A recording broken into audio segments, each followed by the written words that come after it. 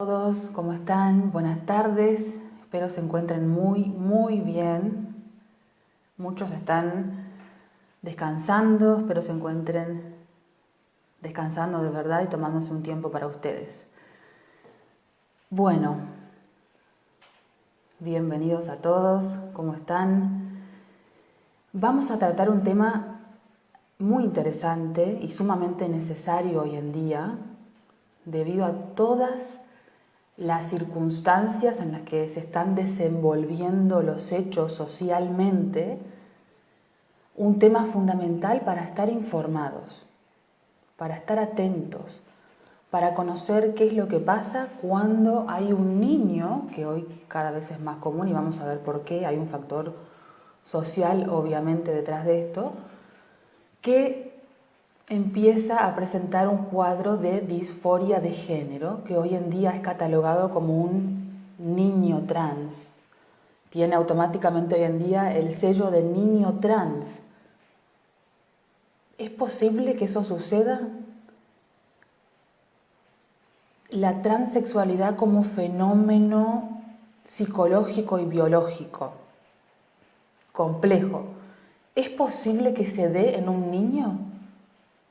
Vamos a ir analizando todos estos puntos y obviamente que lo vamos a hacer también teniendo en cuenta el factor biológico detrás de esto. Lo vamos a analizar desde la ciencia curativa germánica para entender qué puede haber detrás de un niño que presente un cuadro más o menos similar a lo que se conoce como disforia de género. ¿Qué puede pasar? ¿Cuáles son las probabilidades?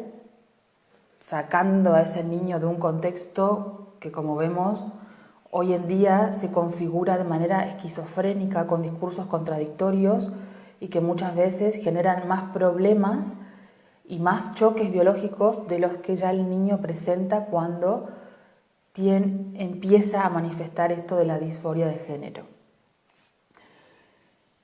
Antes de comenzar con el tema, me gustaría anunciarles que con mucho trabajo tenemos una fecha de publicación de nuestros cursos 100% online. Están grabando, ya están terminándose el proceso con todo un equipo sumamente impresionante de trabajo que nos ha asistido, así que el 11 de mayo se lanzan nuestros cursos online, ya tenemos fecha. Son cursos basados en la ciencia curativa germánica, en combinación con otras herramientas como la psicología y la psicoterapia cognitivo-conductual y la sociología, también las neurociencias, etc. Son cursos sumamente completos que hemos seleccionado la información, en los que hemos seleccionado la información de una manera muy minuciosa y muy seria, obviamente con el mayor rigor científico posible, evitando la censura que hoy en día se ven en las universidades. Los que ya me conocen un poco saben que yo fui docente universitaria, ya no lo soy más, porque los programas universitarios están absolutamente ideologizados, no cumplen ningún criterio ni ningún rigor científico, así que bueno, en esta etapa decidí abocarme 100% a este tipo de formación donde uno verdaderamente puede incursionar en la investigación seria y compartirles información que verdaderamente les cambie la vida, como me cambió a mí y cambia a toda persona que realmente pone a prueba este conocimiento y lo incorpora de verdad en su vida. Ustedes saben que esta ciencia todavía sigue siendo distorsionada, no se estudia en las universidades, no conocemos los profesionales que estudiamos y que trabajamos con la salud de las personas, no estudiamos esta ciencia en las universidades públicas, no lo estudiamos.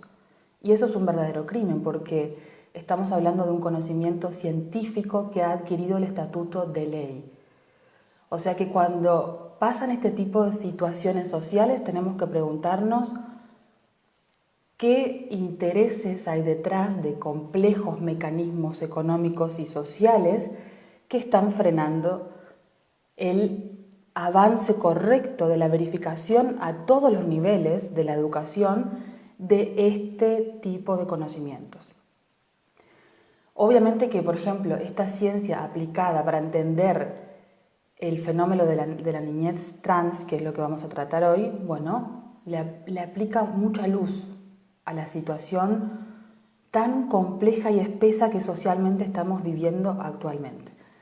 Entonces, 11 de mayo lanzamos nuestros cursos que van a estar en nuestra web disponibles para comprarse directamente desde ahí. Por supuesto que traen bibliografía completa porque la idea es que las personas que realicen el curso puedan verificar bibliografía por bibliografía e incluso puedan ampliar la lectura de esa bibliografía, puedan ponerla a prueba. Va a haber contacto directo para responder preguntas porque, por supuesto que son temas complejos, pero que sin embargo los hemos bajado para que cualquier persona pueda tomar este tipo de cursos y realmente sea un curso práctico que uno lo pueda incorporar en la vida.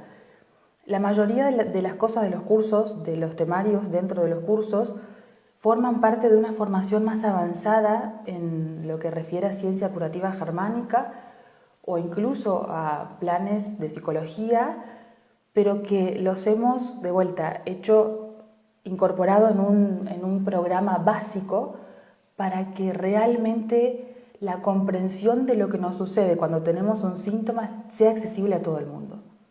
Esto funciona y debe funcionar de esta manera, verificándolo e incorporándolo en nuestra vida diaria. Bien, cualquier duda o consulta nos pueden contactar a través de nuestra web o directamente por WhatsApp para consultar por la preventa de los cursos hasta el 11 de mayo que se lanzan y ya lo pueden comprar directamente por ahí. Traje primero para hablar de este tema que es un tema aparte de sumamente actual, es un tema polémico, por supuesto que es un tema polémico. La oficialidad hoy en día, el activismo de género, intenta plantear una situación de análisis de la disforia de género en los niños y en los adolescentes, excluyendo por completo la variable biológica, es decir, se intenta explicar cualquier fenómeno de lo mental en un niño que presenta un cuadro de inconformismo o situación de ansiedad frente a su propio sexo. El discurso oficial toma lo que le pasa a ese niño hoy y lo analiza excluyentemente por la variable sociológica, es decir, entiende que todo lo que nosotros consideramos como sexo o género, que en realidad es una palabra que no me gusta usar, es un constructo social y uno arriba a esa identidad sexual a partir de nuestra socialización o de nuestro proceso de socialización, de la cultura, de la influencia que tiene la cultura en nuestro ser biológico, en este caso nuestro ser, en nuestro individuo perteneciente a una especie. Por supuesto que esto desde el punto de vista filosófico es como considerar que venimos como tábulas rasas, que venimos en blanco, como hojas en blanco, que la cultura va a ir llenando de a poquito con información acerca de lo que es o no es ser una mujer o ser un hombre, o lo que se le atribuye como cultura a la esencia femenina o a la esencia masculina. Por supuesto que nosotros, todas las personas la mayoría, yo creo que este discurso es muy oficial, pero no es representativo de la opinión pública en general. Podemos entender de que, por supuesto, que la variable sociológica no es la única que determina la posibilidad sexual en un individuo. Esto es una postura, por supuesto, anticientífica. No tiene ningún sustento real empírico que pueda avalar este argumento. O sea que cuando tenemos una situación, cualquiera sea, en lo que refiere a nuestra sexualidad, y más aún en la de un niño, que vamos a ver que en realidad ahí la cosa es compleja porque el sistema hormonal todavía no se ha desarrollado, no podemos analizar nada referente a lo sexual excluyendo la variable biológica. Eso es anticientífico y genera más problemas en el intento de solucionar algo, de abordarlo, de entenderlo, genera más problemas que los que tal vez, que el estrés que haya iniciado ese movimiento psíquico. O sea que ya tenemos una situación acá. La oficialidad hoy en día, en todos los medios de comunicación, incluso esto lo puedo aseverar porque he dedicado mucho tiempo a analizar los programas oficiales en las universidades. El discurso oficial es el discurso de que lo femenino, lo masculino, lo sexual es un constructo social. En las carreras de psicología esto es lo que impera. En las materias de salud igual. Fíjense esta situación. Cuando yo les digo que en promedio los machos de las especies mamíferas, y particularmente de los humanos, son un 30% más grande físicamente que las hembras, ustedes estarían de acuerdo en aceptar esta premisa porque es algo que se puede corroborar fácilmente. Y sin embargo, si yo les digo que por lo general las mujeres humanas prefieren actividades laborales diferentes que las actividades laborales de un hombre, y esto tiene una base biológica sustentable, evolucionista, seguramente mucha gente hoy estaría en desacuerdo conmigo.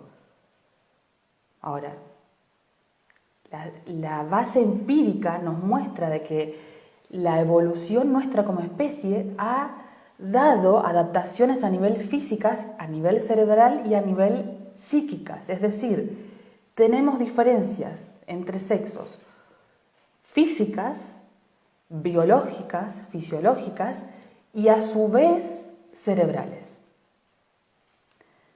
Exacto, bueno, exactamente. De hecho, acá hay alguien que dice que en los invertebrados se da la inversa. Exacto. No funciona siempre igual para todas las especies. De hecho, hay otra situación muy interesante para analizar en lo que refiere al sexo y a las hormonas sexuales. Las hienas hembras tienen 2 o 3 veces más niveles de testosterona que los machos. Y eso hace que su comportamiento sea diferente. Es decir, fíjense acá hay una premisa fundamental que esto tiene una base biológica y punto. Las hormonas sexuales determinan nuestro comportamiento. Esto desde el punto de vista de la ciencia curativa germánica tiene un sustento cerebral, porque entre cerebro y gónadas sexuales hay una estrecha comunicación. Y eso genera un tipo particular de comportamiento. Así que es muy interesante analizar, de acuerdo a este comentario, las diferencias en el comportamiento entre especies, porque eso nos da un entendimiento global de la base biológica que existe en el comportamiento y en la sexualidad de los animales, que no es una variable que podamos excluir. Y analizarla, hay una postura que a mí me parece muy reduccionista en este sentido, cuando uno intenta plantear la variable biológica en lo que refiere a nuestro sexo, a nuestra sexualidad, por lo general se habla, dentro de la oficialidad por supuesto, de neurosexismo, de biologicismo, de reduccionismo biológico. Bueno, esto es verdaderamente lo opuesto. ¿Por qué? Considerar la variable biológica no quiere decir excluir la variable cultural, de ninguna manera. Sobre la base biológica van a venir nuestras tendencias y nuestras situaciones culturales y sociales que van a moldear e interactuar con la base biológica. Ahora, la base biológica va a determinar los movimientos hormonales en lo que refiere a nuestras hormonas sexuales. Entonces, fíjense, yo traje un artículo para analizar hoy la situación porque la idea es entender el contexto social y luego vamos a hablar sobre las bases biológicas y qué pasa a nivel biológico, a nivel de estrés biológico en un niño o en un adolescente que puede generar este tipo de cambio en la percepción y en el comportamiento biológico que se refiere o se refleja en lo sexual. Fíjense, este médico psiquiatra, esta es una nota del año pasado, Celso Aranga, un psiquiatra español. Fíjense que hace muy poquito salió la ley trans en España, que fue una ley muy, muy debatida porque primero estamos hablando de que hay menores que pueden hormonizarse sin la autorización de sus padres. Aparte de la hormonización es el hecho en sí de cambiar la identidad de género ya sin ningún tipo de trámite administrativo previo, solamente se puede lograr en España el cambio de género por la voluntad de la persona. Fue una ley muy debatida, pero en nuestro tema y en lo que nos vamos a enfocar hoy, estamos hablando de situaciones sociales, contexto social, porque este fenómeno no puede ser analizado sin el contexto social, sin el discurso que le da entidad a este fenómeno, y no podemos dejar de analizarlo también desde el punto de vista biológico. Pero tenemos que analizar primero lo social para entender el fenómeno en que sucede todo esto. Es uno de los psiquiatras más reconocidos en España y él denuncia que en los últimos años la cifra de jóvenes, niños, adolescentes y preadolescentes que afirman ser transexuales ha aumentado en un 4000% en su práctica clínica. Esto yo lo pude evidenciar también en mi práctica clínica. Cada vez hay más niños y adolescentes que vienen a consultar ya con el eslogan y la definición identitaria de soy transexual, soy trans. Por supuesto que este fenómeno de definir lo que me pasa a partir de este diagnóstico es un fenómeno nuevo. Y acá quiero hacer un paréntesis porque acá hay otra situación disruptiva del manejo social del discurso esquizofrénico. Que ya bien saben que el discurso esquizofrénico es decir dos cosas que se contradicen a la vez y la persona no sabe para dónde ir. Biológicamente entra en contradicción y en inhibición de acción. Entonces, el discurso social hoy nos dice que cuando un niño presenta ciertas situaciones en lo que refiere a su disconformidad con su sexo, es transexual. Pero por otro lado, en el ambiente psicológico se aboga muchísimo, sobre todo lo que es la oficialidad y el progresismo, por el no diagnóstico.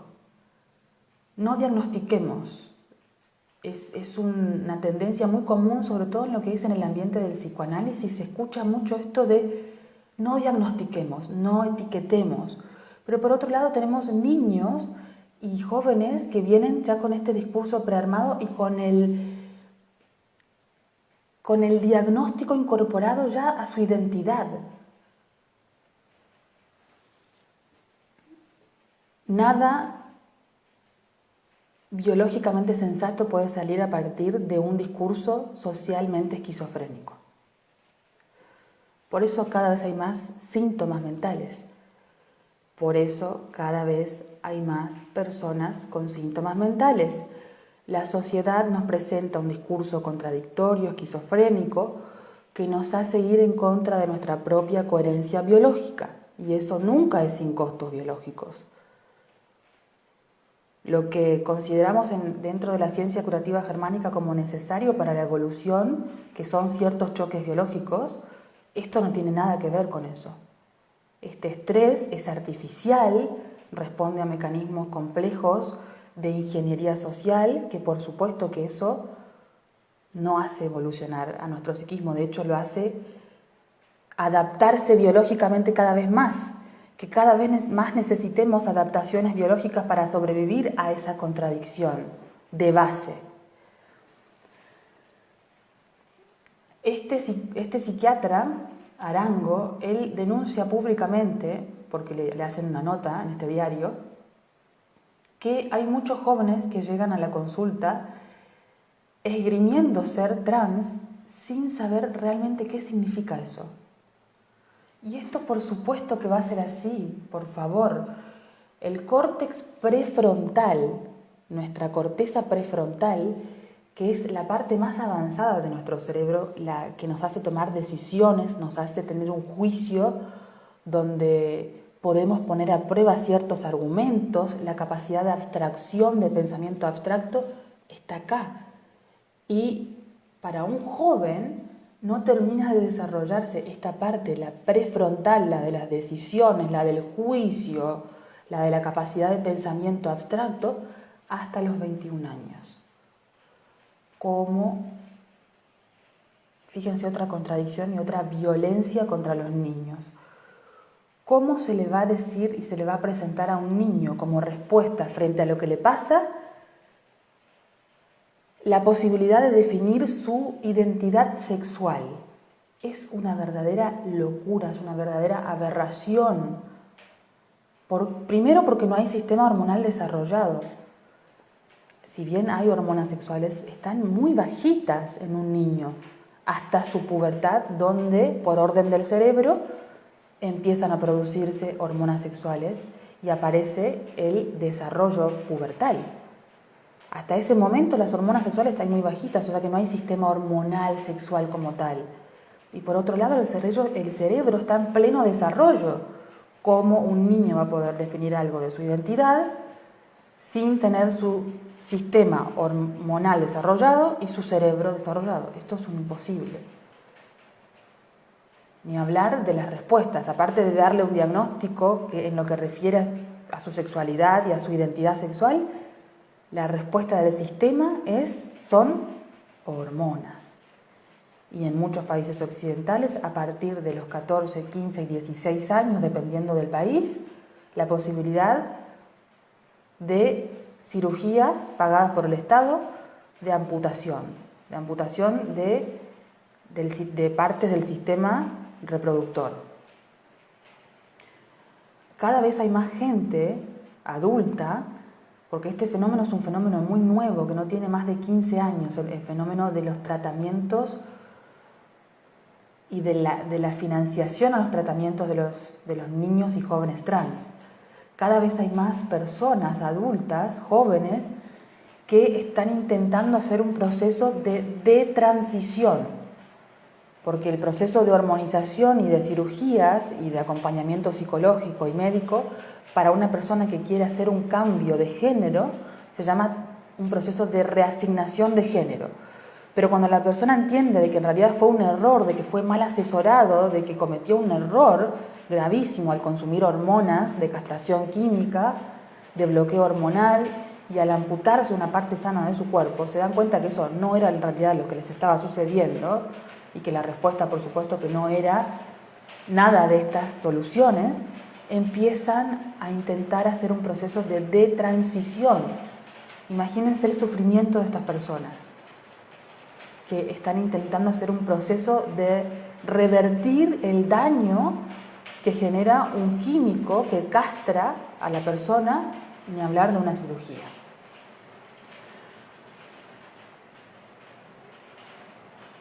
Fíjense lo que denuncia este psiquiatra, Arango. Él dice que en realidad la mayoría de las veces los niños y adolescentes que vienen a su consulta presentan en realidad otro cuadro con múltiples síntomas mentales, pero que vienen con el discurso, sin embargo, de que son transexuales. O sea que hay una manipulación, por supuesto que viene de alguien adulto, esa manipulación, que le intenta dar sentido a partir de discursos que nada tienen que ver con lo que le está pasando verdaderamente al niño y terminan generando otros choques biológicos más.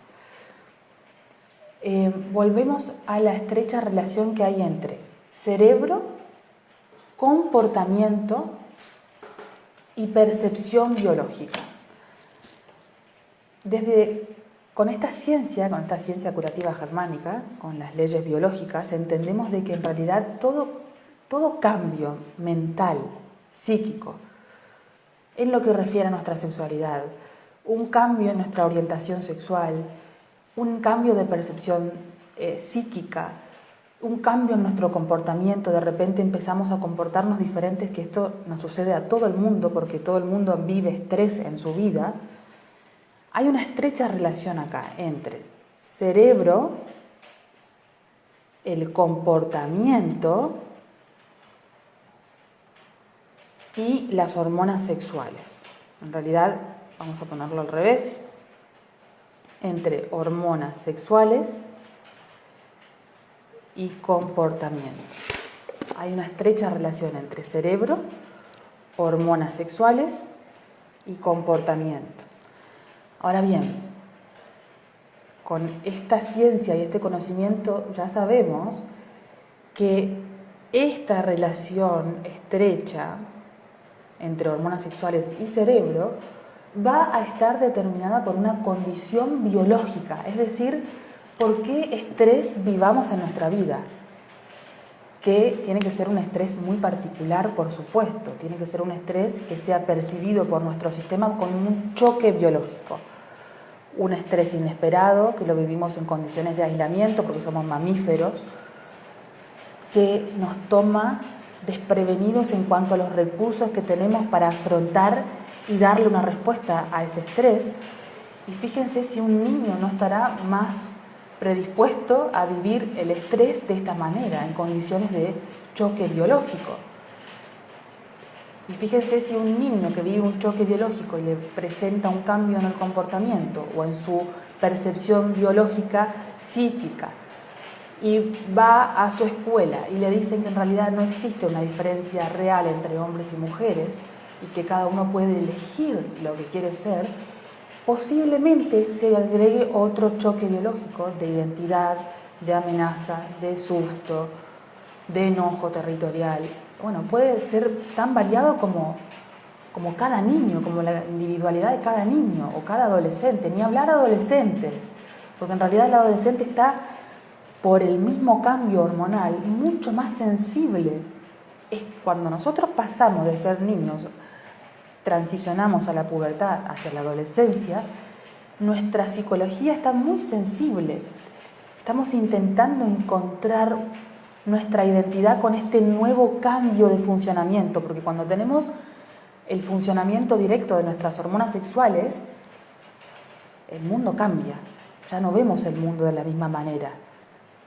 ¿Por qué? Porque las hormonas sexuales se producen por la estimulación cerebral, pero luego cuando ya están en nuestra sangre, en nuestro torrente sanguíneo, esas hormonas sexuales influyen en nuestro cerebro. Por eso, cuando hay desequilibrios hormonales, cambian las estructuras psíquicas, porque los receptores de esas hormonas sexuales a nivel de cerebro cambian y hace que uno empiece a comportarse de una manera diferente. Esto es lo que hablábamos recién, de la relación entre cerebro, hormonas sexuales y comportamiento. Ahora bien, cuando un niño, vamos a hablar ahora desde el punto de vista biológico, presenta algún cambio en lo que refiere a su propia percepción como niño o como niña, que ya vimos que existen bases biológicas que determinan preexistentes, que se forman ya por dos cosas. Primero, por la diferenciación cromosómica, que hace que nuestros sexos sean diferentes.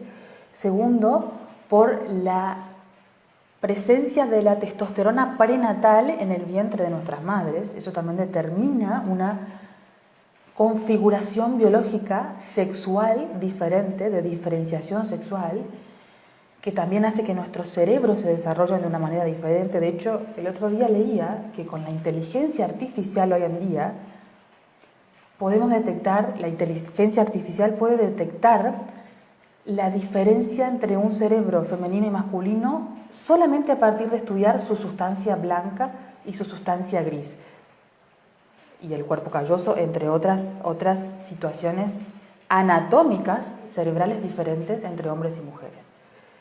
Volvemos.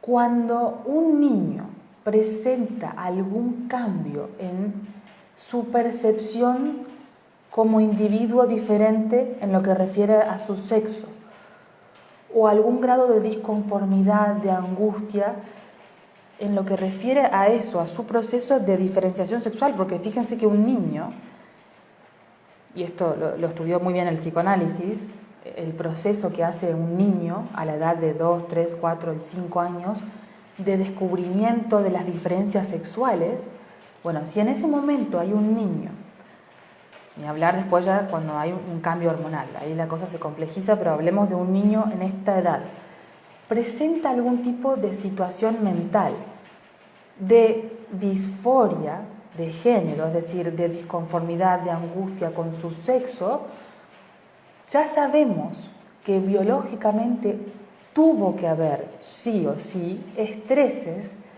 de pérdidas territoriales. Eso a nivel cerebral genera ciertos cambios hormonales que son muy sutiles, porque estamos hablando de un niño, que generan un cambio en esa percepción psíquica y en el comportamiento. Por lo general, y esto también es sumamente estudiado en la psicología evolucionista, el comportamiento sexual diferencial comienza desde el nacimiento. De hecho, hay psicólogos que se han dedicado a estudiar cómo los recién nacidos, fíjense que acá ya no, qué influencia cultural vamos a hablar en estas condiciones. Un recién nacido varón desarrolla una capacidad atencional, le llaman más la atención los objetos, y un recién nacido mujer, nena, le llaman más la atención las caras humanas. Tiene una capacidad atencional más larga, más sostenida el varón por los objetos y la niña por los rostros. Y esto es algo que se sostiene luego en promedio. Por supuesto que esto no es un destino, es una tendencia y una base biológica. En promedio se sostiene a lo largo de toda la vida de ese individuo en lo que refiere a sus elecciones, sus intereses, sus carreras, sus profesiones, etc. De hecho, yo siempre nombro que la contradicción y la paradoja de los países nórdicos nos dan cuenta de esto. Cuanto más una sociedad intenta suprimir las diferencias biológicas, más éstas se fortalecen. O sea que ir en contra de nuestra biología siempre tiene costos biológicos. Volvemos a la situación de los choques biológicos. Hay ciertos estreses que nuestro sistema biológico percibe como un choque biológico y esa situación se traduce en un cambio de comportamiento. Ahora fíjense esto.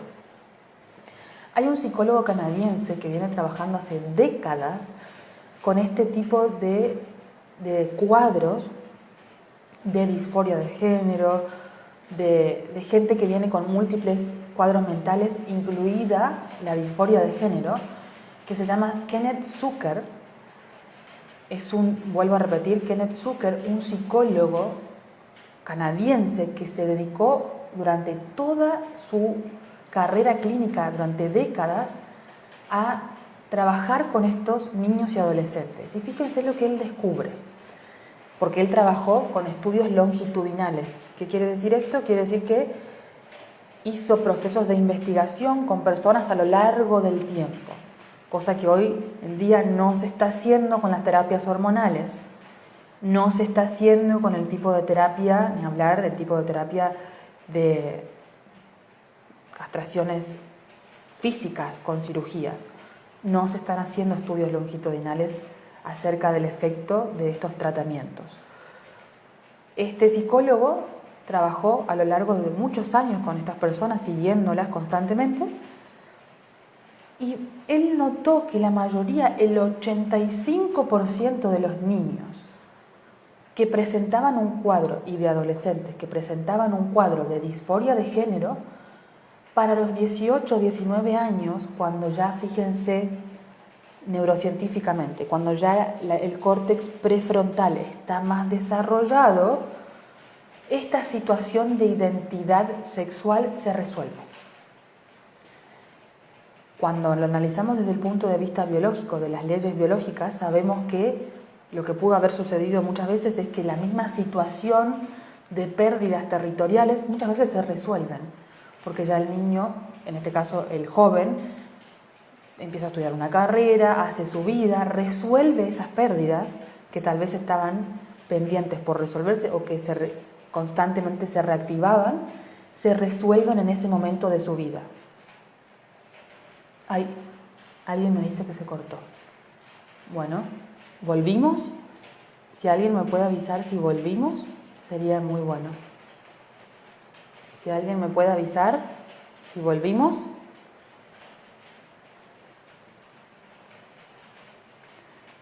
Si alguien me puede avisar que volvió la conexión, gracias. Gracias, Diego, por confirmarme. Entonces, veníamos diciendo de que la situación, de acuerdo a la experiencia de este psicólogo, la situación de esta investigación nos muestra de que la mayoría de los niños y jóvenes, gracias, muchas gracias por confirmar, gracias Jorge, cuando pasan los años y ya el cerebro empieza a desarrollarse continúa desarrollándose, sobre todo el córtex prefrontal, y a su vez la situación de estrés, de choque biológico, pudo resolverse de alguna u otra manera, la situación de disforia de género, por lo general, sin intervención de castración de algún tipo, sea química o sea quirúrgica, la persona resuelve esta situación por sí sola. Por lo general, la mayoría de las veces, de acuerdo a la experiencia de este psicólogo, es que se conserva una orientación sexual diferente, pero esta situación de gran angustia, de suma angustia en lo que refiere a la propia identidad de la persona, de disforia de género, de no sentirse en el cuerpo correcto, de sentirse del sexo opuesto, por lo general se resuelve solo. Y fíjense que coincide con el desarrollo de nuestro cerebro y biológicamente también coincide con que muchas veces al experimentar la vida desde otro lugar, ya con independencia, ya separándome de mis padres o de la situación de estrés que yo vivía con mi anterior grupo familiar, ya de por sí el niño y el adolescente resuelven esta situación tan estresante y tan angustiante de definirnos de disforia de género, que no tiene nada que ver con la orientación sexual, es otra cosa diferente. Por supuesto que según la experiencia de esta persona, de este psicólogo, estos niños que pudieron atravesar esta situación de disforia de género fue sin la intervención de hormonas sintéticas, ni hablar de la intervención quirúrgica. Sin la intervención de este tipo de castraciones químicas o quirúrgicas. La persona biológicamente pudo atravesar esta situación desde otro lugar. O sea que ya entendemos que desde esta base biológica, desde las leyes biológicas, tenemos que entender el estrés por el que ese niño y ese adolescente, que es un estrés muy particular, territorial, por lo general del orden de ciertas pérdidas, está atravesando, hay que entender eso, hay que acompañarlo y saber de que siempre las hormonas sintéticas y las intervenciones quirúrgicas complican y generan nuevos choques biológicos. ¿Por qué? De vuelta, decirle a un niño que es algo, muchas veces de por sí solo, y esto yo lo he visto en mi propia experiencia clínica, le genera nuevos choques biológicos de identidad, de amenaza, de susto. O sea que de por sí este discurso manipulatorio social que deja por fuera la variable biológica genera muchas veces más estrés del que ya ese niño o ese adolescente está viviendo constantemente. Por supuesto que cuando un niño, por lo general, viene con este discurso prearmado de soy trans, viene con un discurso que no le es propio. De vuelta, ningún niño tiene la capacidad cerebral para definir nada en lo que refiere a su identidad y menos su identidad sexual. Un niño a los 3, 4, 5, 6, inclusive 6 años, está descubriendo las diferencias sexuales entre sexos. está aprendiendo, no conoce. Y fíjense si va a tener la posibilidad de definir su identidad sexual a esa edad. Ni hablar cuando hay un cambio hormonal pubertal, con la explosión hormonal, con el cambio de anteojos con el que veo la realidad ahora, con la presencia de estas hormonas sexuales. Así que el vivo de hoy fue para exponer básicamente qué pasa biológicamente, entender de que nuestro comportamiento está muy ligado a las hormonas sexuales, y esto lo podemos estudiar analizando la etología. La etología es el estudio del comportamiento de los animales. El comportamiento de los animales, y nosotros somos animales diferentes, pero somos animales. Hay mucha gente que no le gusta escuchar esto, pero somos animales. Los animales, el comportamiento y el comportamiento sexual depende de nuestras hormonas y depende de nuestro cerebro. Y esto depende y tiene una base que se rige por leyes de nuestra biología. Así que el vivo de hoy fue para poner un poco de luz sobre esto. Es información muy importante porque hay mucha manipulación en el sistema educativo, y por lo general, de acuerdo a mi experiencia y de acuerdo a la experiencia de muchos otros profesionales que están trabajando con estas situaciones, hay mucha manipulación, sobre todo en el sistema educativo. Hay muchos choques biológicos que los niños están viviendo innecesariamente en el sistema educativo, que genera esta cosa de la contradicción. Fíjense lo que yo les comenté hoy, los experimentos que se hicieron con estos niños recién nacidos. Esta diferencia de atención entre niños y niñas a ciertos objetos de acuerdo a su diferencia sexual. Eso es una base biológica que tiene un correlato cerebral. Si el niño, luego que está intentando formar su percepción, va a un lugar donde le dicen que es algo, eso puede traducirse seguramente en un choque biológico, porque su cerebro no está capacitado para definirse como nada aún. De hecho, ningún adolescente todavía tiene la capacidad total cerebral de hacerlo. Por eso, cuando uno estudia el fenómeno de la adolescencia, uno lo primero que ve es que está en búsqueda de su identidad. ¿Y cómo lo hace? Intentando diferenciándose de sus padres, de su primer grupo, y buscando otro grupo. Está en búsqueda.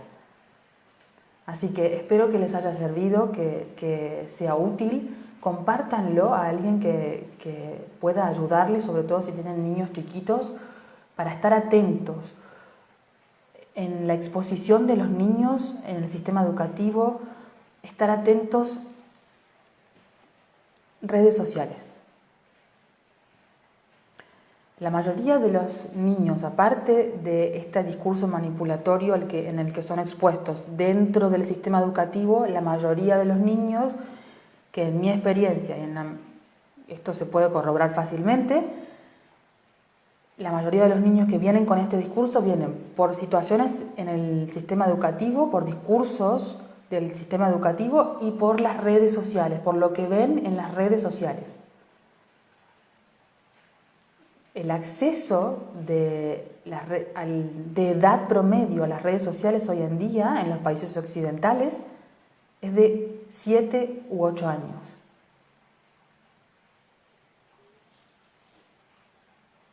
El bombardeo dopamínico y del discurso manipulatorio, contradictorio que se ve en las redes sociales, que aparte no coincide con la realidad. Cuando se crea Instagram, lo primero que dice su creador es que en realidad vamos a ver la realidad a partir de filtros. Si vemos de la realidad a partir de filtros, eso no es la realidad. Hay una realidad distorsionada, así que muy importante que estén atentos a qué están expuestos sus hijos, si tienen hijos, o los niños en su entorno. Así que muchas gracias por estar. Cualquier duda en lo que refiere a la preventa de los cursos que vamos a lanzar el 11 de mayo, nos escriben, que estamos para ayudarlos. Así que muchas gracias y nos vemos en la próxima.